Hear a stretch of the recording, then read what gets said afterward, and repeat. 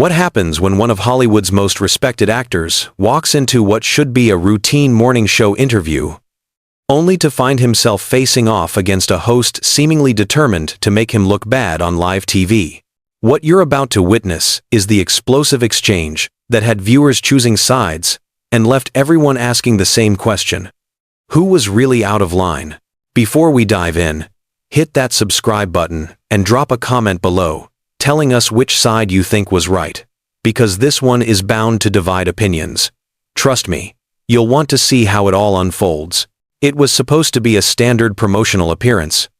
Samuel L. Jackson had a new film coming out, and his publicist had arranged the usual morning show interviews. Good Morning America was first on the schedule.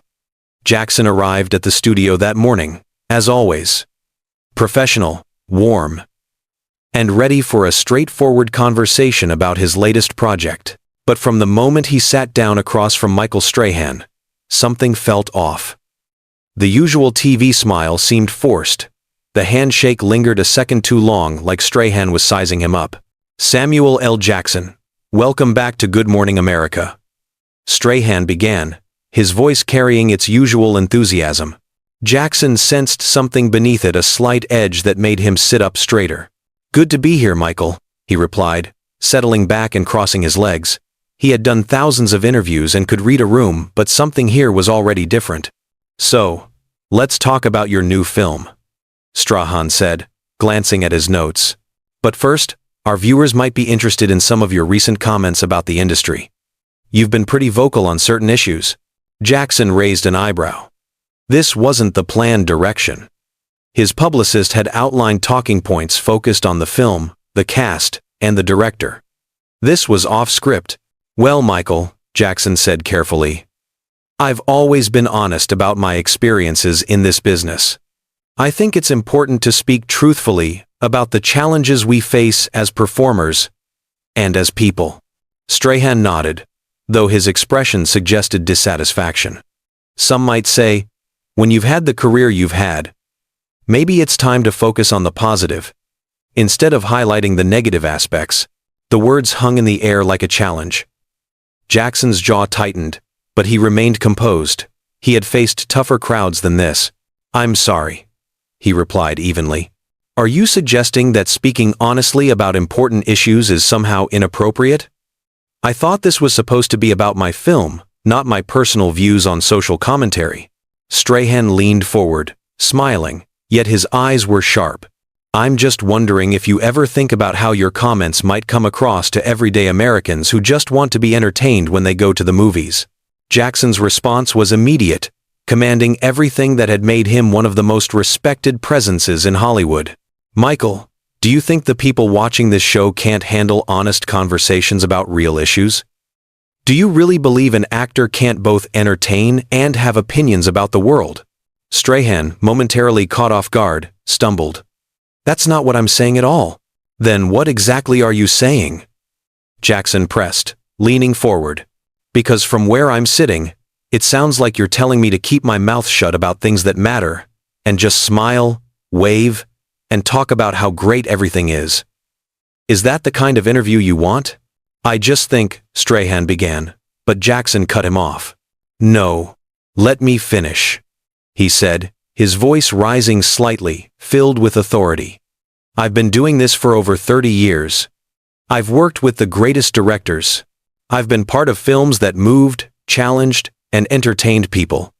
And in all that time, I've never apologized for having opinions or speaking my mind. So if that makes me aggressive in your book, then clearly we have very different definitions of that word." The studio went silent.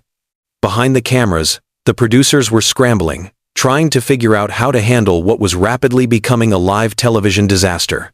But neither Jackson nor Strahan showed any sign of backing down. "Look, Sam," Strahan said. The casual use of his shortened name, clearly an attempt to diminish Jackson's presence. "I respect your career. I really do. But sometimes, I think you forget not everyone sees the world the way you do. Some people just want to hear about the movie without all the extra commentary." 1. Jackson's eyes narrowed. "Sam, we're on Sam terms now? Interesting. Let me get this straight, you think people are too fragile to handle a conversation that goes beyond surface-level promotion? You think your viewers are that shallow? Because from where I'm sitting, my viewers appreciate honesty. Strahan shot back. Honestly, sometimes it feels like you're more interested in making points than connecting with people. Jackson's voice dropped, calm but carrying an unmistakable edge. Michael, every film I make, every role I take, every interview I give, it's about connecting with people. The difference is I don't treat them like children who can't handle complex thoughts. I give them credit for being intelligent, for appreciating both entertainment and substance. The tension in the studio was now palpable. What began as a celebrity interview had become a philosophical standoff, with Jackson defending his right to be more than a promotional tool, and Strahan seemingly determined to put him in his place. Sensing he was losing control, Strahan leaned further into the conflict. "You know what, Samuel?" he said, emphasizing the full name. A clear attempt to sound respectful after being called out. "I've been doing television for a long time, too. Most celebrities understand there's a time and place for everything. On a morning show, people are having coffee, getting ready for work, they want something light, positive." Jackson's response was swift and cutting. "So now you're the authority on what people want? You've decided your viewers are incapable of engaging with anything more substantial than fluff and weather reports?" "That's not what I said," Strahan protested. "That's exactly what you said," Jackson fired back. "You told me people having their morning coffee can't handle a real conversation. You just called your audience shallow, and somehow I'm the problem for giving them credit for being smarter than that." Strahan's jaw tightened.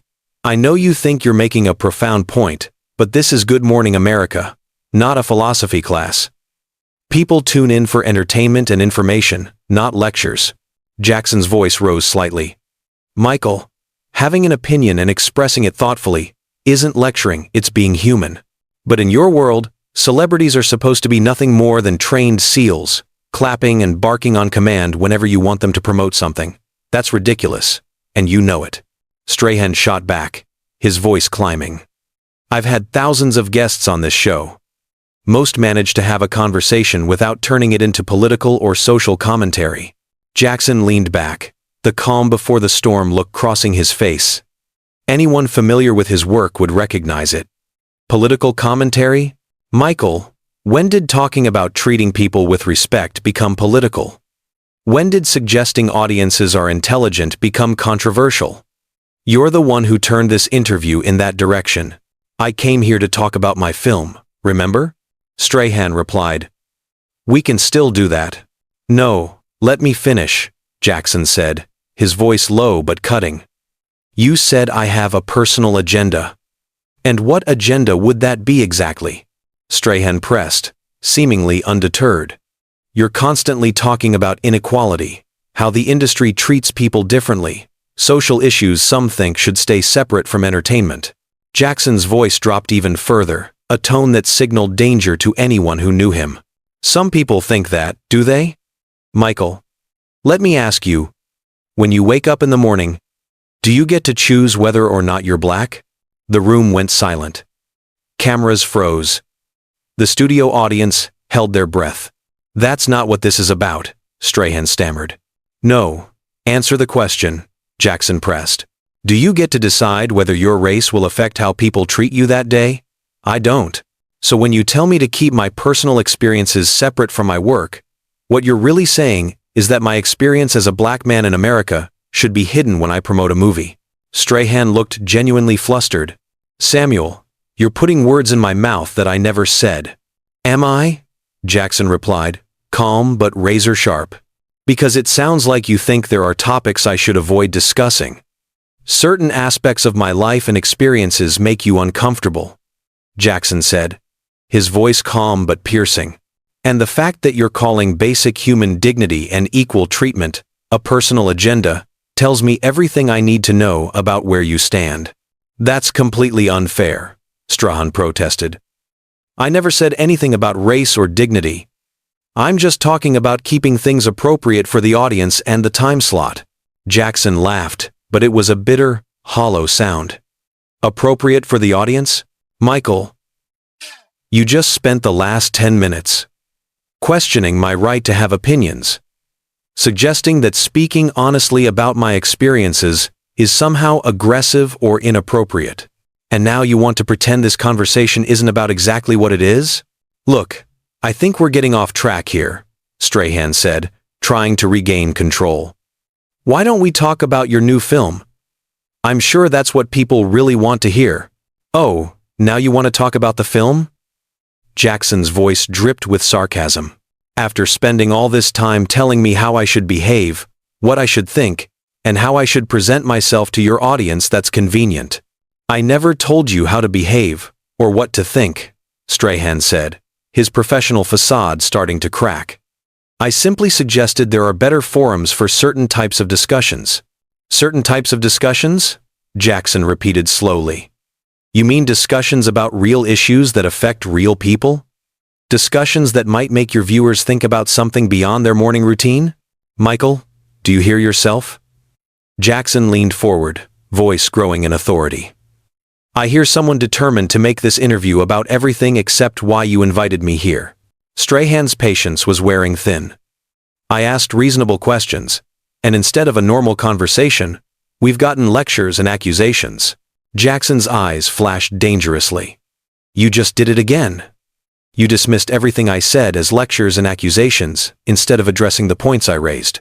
Michael, you've been condescending and disrespectful from the moment I sat down. And now, you want to play victim because I called you on it? The studio tension hit a breaking point. Production assistants whispered frantically. The director gestured urgently. Yet both men were locked in a battle of wills, neither would concede. I've been nothing but professional, Strahan insisted, his voice betraying frustration. Professional? Jackson laughed bitterly. Michael, you've questioned my integrity, dismissed my intelligence, and suggested I should stay silent about issues that matter to me. If that's your definition of professional, we have very different standards. What came next would go down as one of the most shocking moments in morning television history. You know what, Samuel? Strahan said, leaning in, thinking he was about to deliver a devastating comeback. Maybe the problem isn't my questions. Maybe the problem is, you've become so used to people walking on eggshells that you can't handle it when someone treats you like a regular guest, instead of giving you special treatment. The words hit the studio like a thunderclap. The audience gasped. The crew froze. Jackson's face went completely still. For a moment, silence was deafening. Special treatment, Jackson repeated, voice deadly quiet. Michael, did you just suggest that expecting basic respect and professionalism is asking for special treatment? Strahan, realizing he'd crossed a line, pressed on stubbornly. I'm just saying every guest gets the same treatment. I ask tough questions. That's what good interviewers do. Tough questions? Jackson's voice rose, intensity fully on display. Michael, you haven't asked a single question about my craft, my preparation, my process, or anything related to why I'm here. You've spent the entire time trying to put me in my place and suggesting I should be grateful to sit here and be insulted on live television. That's not true, and you know it, Strahan replied, his voice faltering. Jackson stood abruptly. The sudden movement made several audience members recoil. Michael, let me tell you what happened here. Before I even sat down, you decided you were going to try to embarrass me. You thought you could score points by putting the uppity actor in his place, and you miscalculated badly. Sit down, Samuel. We're not finished here, Strahan said, trying to reassert control, but Jackson's energy filled the room. But Strahan's words only made things worse. Jackson's response came with the controlled fury that had made him a legend. Oh, we're finished? All right, he said, his tone calm but deadly. But let me make something crystal clear before I walk out of here. You don't get to tell me to sit down. You don't get to dismiss my concerns as lectures. And you certainly don't get to suggest that expecting basic human dignity is asking for special treatment. You're overreacting, Strahan muttered, his voice shrinking. Overreacting? Jackson laughed, sharp and humorless. Michael, you spent 20 minutes trying to humiliate a guest on live television. And when he refuses to take it quietly, you accuse him of overreacting. Do you hear how that sounds? Strahan looked around, seeking support. There was none. The crew stared, shock and disappointment on their faces. The audience was silent, hanging on every word of this unprecedented confrontation. Look. Maybe we both got a little heated. Strahan tried, grasping for middle ground. No, Michael. You got heated. I got disrespected. There's a difference, Jackson said, his voice carrying the weight of decades in the industry. You came in with an agenda, and when I didn't play along with your little game, you got nasty. Well, congratulations, you got exactly what you wanted. Jackson began unhooking his microphone, the gesture sending a ripple of panic through the production team. Samuel. Wait, Strahan said, suddenly aware of the gravity of the moment. Work what out? Jackson turned to him, disgust plain on his face. You've shown me exactly who you are, Michael. You've shown everyone watching exactly who you are. There's nothing to work out. Don't do this. Don't walk out on live television, Strahan pleaded, his polished TV persona gone. Jackson paused, staring at Strahan with a look that could melt steel. You know the most pathetic part of this? You actually think you're the victim here. That being called out for your behavior makes you the wronged party. I never meant for any of this to happen, Strahan said weakly. Yes, you did, Jackson replied with absolute certainty. You meant for this to happen. You just thought it would go differently. You thought I'd sit here, take it all, smile for the camera, and thank you for the privilege. Well, I've got news for you, Michael. Those days are over. He set his microphone down with deliberate care. To everyone watching at home, I apologize your morning show turned into this circus. But sometimes, you have to take a stand, even when it's uncomfortable, especially when it's inconvenient. Unquote. You have to take a stand. You have to take a stand. Unquote. You have to take a stand. You have to take a stand. Unquote. Samuel, please. Strahan tried once more. No, Michael, you've said enough. We both have. Jackson started walking away, stopping only at the edge of the set to turn back one last time. And just so we're clear, this isn't about being difficult or demanding special treatment. This is about refusing to be disrespected by someone who thinks their platform gives them the right to talk down to their guests. The studio erupted in murmurs as Jackson walked off, leaving Strahan alone at the table, shell-shocked. Cameras continued rolling, capturing every moment of what would become one of the most talked-about incidents in morning television history. We'll be right back, Strahan muttered to the camera. But the chaos in the studio drowned out his words. As Jackson disappeared behind the scenes, the weight of what had just occurred settled over everyone present. This wasn't just a celebrity having a bad interview. It was a complete breakdown of professional decorum. Ironically, Strahan had begun the segment trying to put Jackson in his place, claiming the actor was too outspoken for mainstream audiences. In the end, it was Strahan who appeared unprofessional, disrespectful, and out of his depth when faced with someone unwilling to be intimidated. Jackson's final words echoed in the silent studio. A reminder that standing up for yourself sometimes means walking away from situations where respect isn't given. And as the production team scrambled to fill the remaining time, one thing was clear. Samuel L. Jackson had just reminded everyone why he's one of the most formidable presences in entertainment on screen and off. So, there you have it. The full breakdown of one of the most explosive morning show interviews ever. What do you think? Was Jackson right to walk out, or should he have handled things differently? Drop your thoughts in the comments. Hit subscribe for more unbelievable stories, and let me know which celebrity confrontations you want covered next. Because if this taught us anything, it's that the most revealing moments happen when the cameras are rolling and no one is following the script.